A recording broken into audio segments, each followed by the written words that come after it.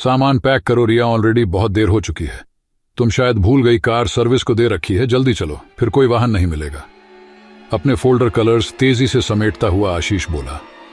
अरे बाबा, बस हो गया। कल की एग्जीबिशन के लिए कुछ तैयारियां रह गई थी, वह निपटा रही थी। तेजी से आगे बढ़ते आशीष का पीछा करती हुई रिया लपकती हुई उसके पीछे भागती हुई बोली। कुछ कल के होने वाले इवेंट का तनाव और कुछ दिन भर की थकान से आशीष गुस्से में आ गया था। ऐसा करना आशीष, तुम अपनी अभी एक सेल्फी निकाल लो, कल एग्जीबिशन के गेट पर लगा देंगे। तुम्हारा फूला हुआ मुंह देखकर आने वाले दर्शक समझेंगे इस एंटीक पीस की तरह अंदर के 8 पीसेस भी एंटीक ही होंगे। रिया ने यह बात इतना गंभीर मुख बनाकर कही कि आशीष की एकदम से हंसी छूट पड़ी। अब यह प्यारा युगल आर्ट गैलरी के कॉरिडोर से होता हुआ सड़क पर हाथ में हाथ डाले आ गया था। आशीष और रिया की मुलाकात फाइन आर्ट्स में डिप्लोमा करते हुए हुई थी। बेहद प्रतिभाशाली दोनों एक दूसरे के गुणों से जल्दी ही अवगत हो गए और अपनी पढ़ाई के पूरे होते होते दोनों ने साथ जीवन बिताने का फैसला कर लिया था। अपनी इस आर्ट स्टूडियो को बहुत मेहनत से दोनों ने खड़ा किया था और अब इस संस्थान में अनेकों छात्र अपनी प्रतिभा को निखारने आते हैं। कल का दिन दोनों के लिए बहुत खास था क्योंकि वह अपनी जीवन की पहली आर्ट एग्जीबिशन लगाने वाले थे। आशीष, देखो कैब बुक कर लेते हैं। सड़क पर पसरा सन्नाटा देखकर रिया थोड़ी चिंतित होते हुए बोली। रिया की बात को मानकर आशीष अपना फोन निकालने ही वाला था कि तभी सामने से एक बस तेजी से आकर रुकी। बस रुकते ही बस का दरवाजा झटके से खुल गया। बस में अंदर झांकते हुए आशीष ने पूछा, सिविल लाइंस जाएगी क्या यह बस? अंदर बैठे भावहीन चेहरे वाले जो शायद कंडक्टर था ने कहा, हाँ। उसका गंभीर चेहरा देखकर आशीष कुछ सोच ही रहा था कि रिया उसका हाथ पकड़कर तेजी से बस में चढ़ गई। अरे वाह, जल्दी चलो। बस पूरी भरी हुई थी, बस चेक सीट खाली दिखाई दे रही थी। दोनों तरफ की सीट की बीच बनी लेन से गुजरते हुए दोनों पीछे तक जा पहुंचे। उस लेन से गुजरते हुए आशीष ने एक बात महसूस की कि सभी के चेहरे नीचे झुके हुए थे। पीछे बैठे हुए आशीष ने यह बात जब रिया को बताई तो वह बोली, रात का समय है, ज्यादातर लोग सो भी रहे होंगे। उनके बैठते ही खट की आवाज से मेन डोर बंद हो गया और घर की आवाज के साथ बस चल गई। रात गहराती जा रही थी। रिया के साइड में एक करीब 10-12 साल की एक लड़की बैठी थी।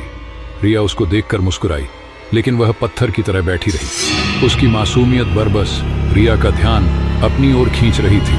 कला की पारखी रिया उसे जल्दी से जल्दी अपनी ड्राइंग शीट पर उतारना चाहती थी।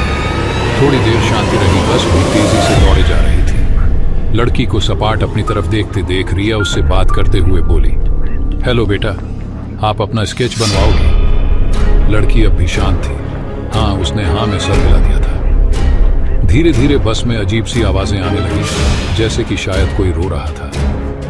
धीरे धीरे आवाज बढ़ने लगे। घबराकर आशीष ने अपने से थोड़े आगे वाले यात्री से पूछा, जो सिर झुकाए बैठा था, क्या हुआ? ये कैसी आवाजें आ रही हैं? जैसे ही उस व्यक्ति ने सिर उठाया, उसका आधा चेहरा जला हुआ था। देखकर रिया की चीख निकल गई।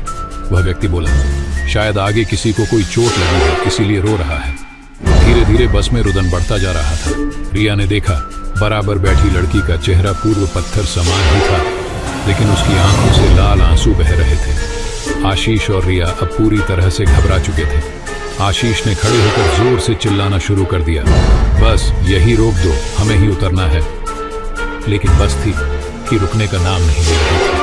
बस में लाइटें तेजी से जलने बुझने लगी। आशीष रिया को लेकर पीछे वाले एग्जिट गेट तक आ चुका था। अगले स्टॉप पर बस कि थोड़ा हल्का होते ही वह रिया को लेकर कूद गया। थोड़ी गति में होने के कारण रिया और आशीष को हल्की चोटें आई थी। बस तेजी से आगे निकल चुकी थी। आशीष ने उठकर रिया को सहारा देकर उठाया। अब दोनों बस जल्दी से घर पहुंचना चाहते थे। वहां से दोनों ने कैब बुक कर ली। घर पहुंचने तक रिया बेहद घबरा गई थी। आशीष ने उसको कॉफी और पेन किलर देकर सुला दिया। गिरने से उसे खुद भी बहुत जगह चोट आ गई थी। वह पेन किलर खाकर सोने की कोशिश कर रहा था, लेकिन बार बार रहकर उसे बस की वह घटना याद आ रही थी। सुबह नाश्ते की टेबल पर दोनों बेहद शांत थे।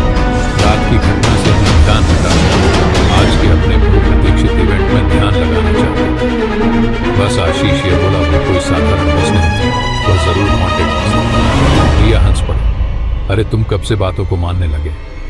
लेकिन आशीष अब उसकी किसी बात का उत्तर देना नहीं चाहता। आर्ट गैलरी जगमगा रही। आशा के विपरीत अप्रत्याशित भीड़ को देखकर दोनों बहुत खुश थे। आशीष दौड़ दौड़कर सब व्यवस्था की। रिया आए मेहमानों के एक समूह को किसी आर्ट पीस की विशेषताएं बताने में मग्न थी। तभी उसने देखा वह बस वाली लड़की उसकी तरफ आ रही। उसको देखकर रिया तेजी से उसके पास गई। तुम यहाँ कैसे? पूछने पर वह लड़की बोली, आपने ही तो कहा था कि तुम्हारा स्केच बनाना है तो मैं बाबा के साथ आई हूं। अरे बुलाओ बाबा को, कहाँ है वह? रिया ने एंट्रेंस की तरफ झांकते हुए पूछा। वह मुझे छोड़ गए हैं आप, तब तक मेरा स्केच बनाइए, अभी आते होंगे। रिया बोली, अच्छा आओ बैठो। कहकर उसने अपनी एक स्टूडेंट से लड़की के लिए चॉकलेट लाने को कहा। उसने आशीष को भी मैसेज कर दिया कि वह वहां आ जाए। वह जल्दी से जल्दी आशीष को दिखाना चाहती थी कि देखो ये लड़की आई थी। आशीष मन में उस बस के लिए गलत बात वाले बैठा था। रिया उस लड़की को बिठाकर स्केच बनाने लगी। मैडम, ये चॉकलेट किसको देना है? चॉकलेट लेने वाले स्टूडेंट्स ने जब रिया से पूछा तो रिया बोली, अरे इस लड़की को, और उस लड़की की तरफ मुंह करके बोली, अरे बेटा मैं तो आपका नाम पूछना ही भूल गई। तब तक आशीष भी आ चुका था। वह बोला, किससे मिलवाना है? वह परेशान था, उसके हाथ में अखबार था। मैडम आप किससे बात कर रही है? यहाँ तो कोई भी नहीं है। रिया को चॉकलेट देता हुआ वह स्टूडेंट आगे चला गया। अब रिया के माथे पर पसीना आ गया था। देखो रिया, हमरा जिस बस में बैठे थे उसका कल सुबह ही एक्सीडेंट हो गया था और सारे यात्री मारे गए थे। आशीष की आवाज उसके कानों में दूर से आती महसूस हो रही थी। सामने बैठी लड़की मुस्कुरा रही थी। कोई मुझे नहीं देख पाएगा, सब भूत समझते हैं ना मुझे। आपने मेरा स्केच बनाने को कहा था, मैं सिर्फ आपको दिखूंगी, आप मेरे बहुत सारी स्केच बनाना। रिया की आवाज उसके गले में घुटती हुई महसूस हो रही थी और उसके हाथ बिना उसके नियंत्रण के उस लड़की का स्केच बनाने में व्यस्त थे।